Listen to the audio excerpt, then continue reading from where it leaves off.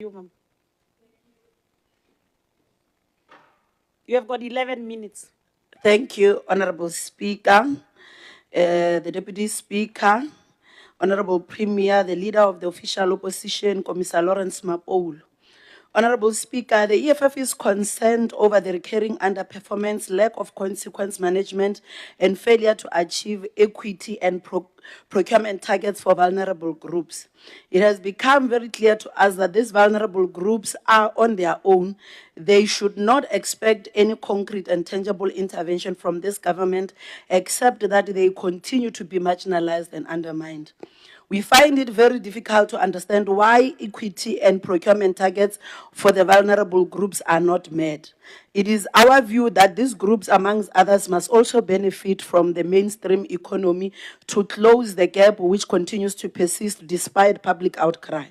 Honorable Speaker, is there any logical reason why departments failed to achieve employment equity targets for women, youth, and people living with disabilities? We put it to you that the reason why these anomalies continue to exist is because there is no consequence management in the current administration, and therefore officials continue to do as they wish with impunity. The EFF is disappointed that procurement allocations for the designated groups such as women, youth, persons with disability, and military veterans fell below required threshold during the period under review. There is clearly no political will to close the inequality gap in favor of the vulnerable groups in society. Hence, they continue to be marginalized.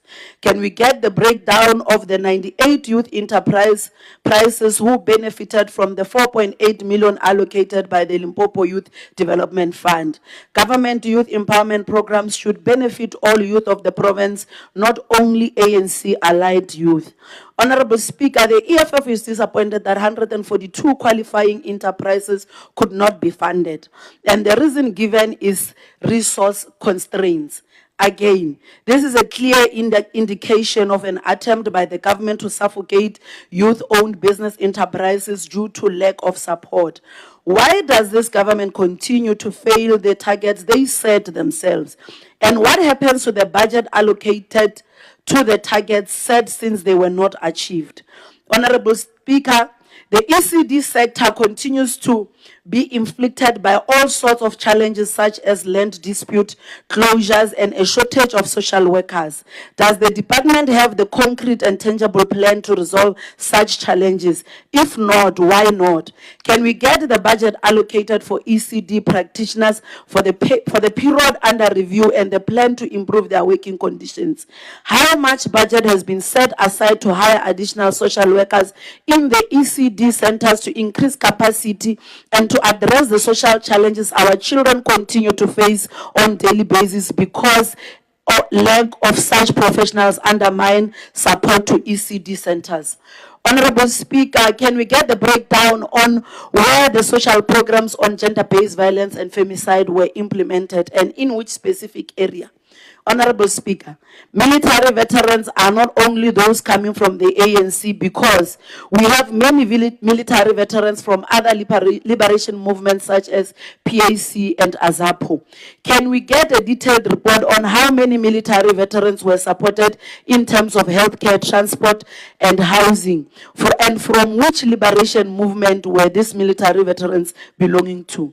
The database of the Department on Military Veterans should not consist of veterans from should consist of veterans from all liberation movements, not only from the ANC, because as it stands, the ANC military veterans benefit from the government while others continue to suffer while they fought for the liberation of this country. Why do you have backlogs in provisions of laptop devices for persons living with disabilities?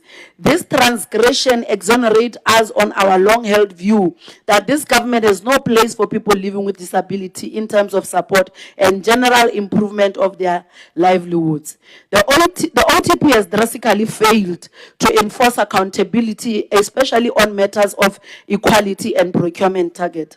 If the Premier, who is the #1 citizen in the province, fails to protect the vulnerable groups, then where should they run to? We should agree in this House that there is generally an absence of consequence management in the provincial administration led by Dr. Poppy Ramathuba. Honorable Speaker, the EFF is worried that the Tutuzela centers, which should provide integrated services for the survivors of gender-based violence, including medical care, counseling, and legal assistance, does not get support from the government. In essence, and on the contrary, victims should be enjoying a safe, supportive, and dignified environment with multidisciplinary team of provincials, but this can only happen if you have a visionary leadership at the helm of the department. I thank you, Honorable Speaker.